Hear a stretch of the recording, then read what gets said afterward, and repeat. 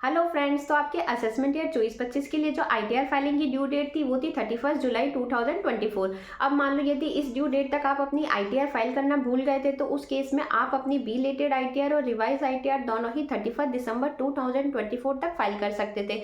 अब इस due date को गवर्नमेंट ने इंक्रीज करके 15 जनवरी 2025 कर दिया। तो अब यदि आप 15 जनवरी 2025 तक भी अपनी असेसमेंट ईयर 24-25 की आईटीआर फाइल नहीं कर पाए हैं तो अब आपके पास एक लास्ट मौका है। आप अपनी अपडेटेड आईटीआर, जिसे कि आईटीआर यू बोलते हैं, वो फाइल कर सकते हैं। तो अब ये आईटीआर जो है वो आपको कैसे फाइल करनी है ये हम आज की इस वीडियो में डिस्कस करने वाले हैं। तो अब आपको असेसमेंट ईयर 24-25 की जो ये आईटीआर है वो कैसे फाइल करनी है, तो इसके लिए सबसे पहले आपको इनकम टैक्स पोर्टल पे जाना है। यहाँ पे आपको डाउनलोड सेक्शन में जाना है। तो यहाँ पे आपके पास कॉमन ऑफलाइन यूटिलिटी अवेलेबल है आईटीआर 1 से लेके आईटीआर 4 फॉर्म के लिए। तो अब यहाँ पे आपको जो भी आईटीआर फाइल करनी है उसके लिए आपको कॉमन ऑफलाइन यूटिलिटी जो है वो डाउनलोड करनी है। और यूटिलिटी डाउनलोड करने के बाद आपको इसमें अपना डेटा फिल करना है। इसके बाद आपको इसकी जेएसएन फाइल प्रिपेयर करनी है और उसके बाद आपको इनकम टैक्स पोर्टल पे जाके इस जेएसएन फाइल को अपलोड करना है। तो इस तरीके से आप अपनी अपडेटेड आईटीआर जो है वो फाइल कर सकते हैं। अब आपके द्वारा जो ये अपडेटेड आईटीआर फाइल की जाती है वो आप किस केस में फाइल कर सकते हैं। तो मान लो अगर कोई भी इंडिविजुअल टैक्स पेयर है जिसने अपनी इनकम टैक्स की रिटर्न फाइल कर दी है, चाहे वो ओरिजिनल रिटर्न हो, रिवाइज रिटर्न हो, बिलेटेड रिटर्न हो, और उस रिटर्न में अगर कोई एरर या ओमिशन रह गई है तो उस केस में वो अपडेटेड रिटर्न फाइल कर सकते हैं। अब रीज़न क्या हो सकते हैं, तो जैसे कि मान लो उसने ड्यू डेट में अपनी आईटीआर फाइल नहीं की है, या फिर उसके द्वारा अपनी रिटर्न में जो इनकम शो करी है वो इनकरेक्ट है, या फिर मान लो उसने जो इनकम शो करी है वो रॉन्ग हेड में डिक्लेयर कर दी है, या फिर उसके द्वारा इनकम पे जो टैक्स की कैलकुलेशन की जाती है वो रॉन्ग की है। तो इन सारे केसेस में वो अपनी अपडेटेड आईटीआर फाइल कर सकता है। नेक्स्ट है, अब कौन कौन से पर्सन है जो कि अपडेटेड रिटर्न जो है वो फाइल कर सकते हैं सेक्शन 139 सबसेक्शन 8A में।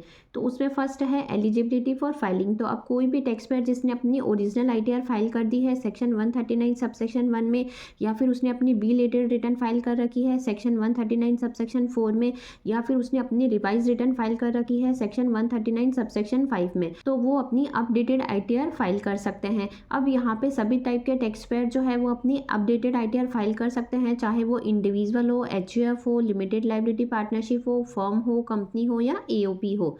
नेक्स्ट है condition for filing updated ITR. तो अब यदि आपके द्वारा अपडेटेड आईटीआर फाइल की जाती है तो इसकी कुछ कंडीशन है, यानी कि आप updated ITR relevant assessment year complete होने के अगले 24 महीने में ही फाइल कर सकते हैं। फॉर एग्जांपल मान लो कि आपका फाइनेंशियल ईयर है 23-24, तो इसका असेसमेंट ईयर हुआ 24-25, तो इसकी अपडेटेड आईटीआर आप 31 मार्च 2027 तक फाइल कर सकते हैं। अब आपका फाइनेंशियल ईयर 22-23 है तो इसका असेसमेंट ईयर होता है 23-24, तो इसकी अपडेटेड आईटीआर आप 31 मार्च 2026 तक फाइल कर सकते हैं। अब आपका फाइनेंशियल ईयर 21-22 है तो इसका असेसमेंट ईयर होता है 22-23, तो इसकी अपडेटेड आईटीआर आप 31 मार्च 2025 तक फाइल कर सकते हैं। तो अब यदि आप असेसमेंट ईयर 22-23 की अपडेटेड आईटीआर फाइल करना चाहते हैं तो आपके पास अभी भी टाइम है, 31 मार्च 2025 तक आप अपनी अपडेटेड रिटर्न फाइल कर सकते हैं। नेक्स्ट है लिमिटेशन। तो एक चीज़ आपको ध्यान रखनी है कि एक बार आप अपनी अपडेटेड रिटर्न फाइल कर देते हैं तो उसके बाद आप उसको रिवाइज नहीं कर सकते, यानी कि आपके पास अपडेटेड रिटर्न फाइल करने की जो अपॉर्चुनिटी दी जाती है वो एक असेसमेंट ईयर में एक ही बार है, यानी कि एक बार फाइल करने के बाद आप उसमें कोई भी करेक्शन नहीं कर सकते और ना ही कोई रिवाइज कर सकते हैं। नेक्स्ट है who is not eligible to file ITR you. तो अब कौन कौन से पर्सन है जो कि आईटीआर यू फाइल नहीं कर सकते हैं, तो उसमें फर्स्ट है प्रायर अपडेटेड रिटर्न, यानी कि अगर किसी पर्सन ने ऑलरेडी अपनी अपडेटेड रिटर्न फाइल कर रखी है तो फिर उस रिलीवेंट असेसमेंट ईयर के लिए फिर से अपडेटेड रिटर्न फाइल नहीं कर सकते। नेक्स्ट है नील और लॉस रिटर्न। तो अब यदि आपकी जो आईटीआर है वो नील की है या फिर आपकी आईटीआर में लॉस है जो कि आप कैरी फॉरवर्ड करना चाह रहे हैं, तो उस केस में भी आप अपनी अपडेटेड आईटीआर फाइल नहीं कर सकते। नेक्स्ट है रिफंड क्लेम और एनहांसमेंट। अपडेटेड आईटीआर फाइल करने से यदि आप अपना रिफंड इंक्रीज करना चाह रहे हैं तो उस केस में भी आप आईटीआर फाइल नहीं कर सकते। Reduce tax liability. Updated ITR में अगर आपकी कोई एग्जिस्टिंग टैक्स लायबिलिटी है और उससे अगर आप अपनी टैक्स लायबिलिटी कम करना चाह रहे हैं तो उस केस में भी आप आईटीआर फाइल नहीं कर सकते।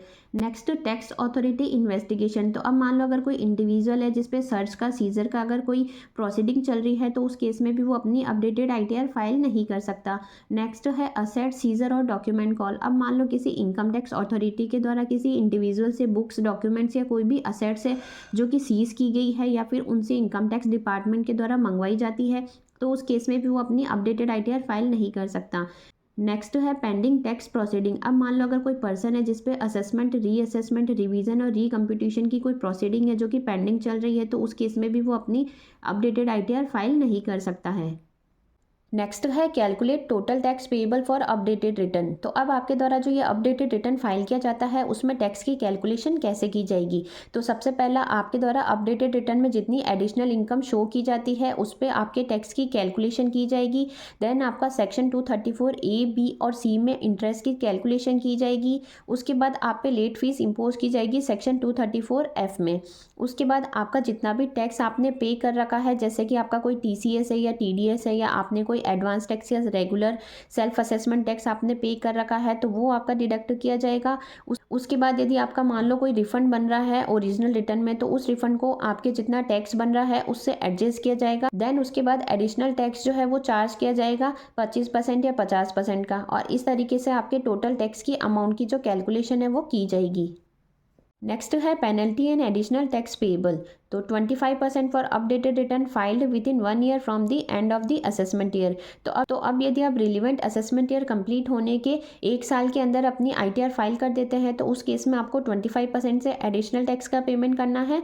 और नेक्स्ट है 50% for updated return filed between 1 and 2 year from the end of the relevant assessment year. तो अब यदि आप रिलीवेंट असेसमेंट ईयर कंप्लीट होने के 12 महीने के बाद अगर रिटर्न फाइल करते हैं लेकिन 24 महीने के अंदर कर देते हैं, तो उस केस में एडिशनल टैक्स आपको 50% से पे करना है। तो अब आपके द्वारा जो ये अपडेटेड आईटीआर फाइल की जाती है तो उस केस में आप पे लेट फीस भी इम्पोज की जाएगी।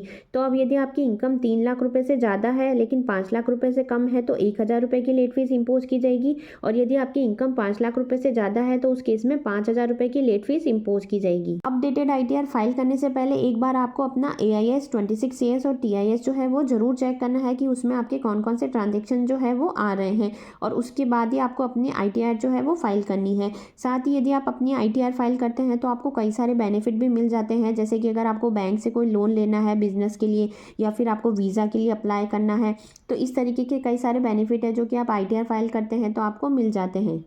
तो आई होप आज की जो ये वीडियो है वो आपके लिए यूजफुल रही होगी। वीडियो से अगर किसी तरह की हेल्प मिली हो तो चैनल को लाइक, शेयर और सब्सक्राइब करना ना भूलें। मिलते हैं ऐसी किसी नेक्स्ट यूजफुल वीडियो के साथ, तब तक के लिए बाय बाय।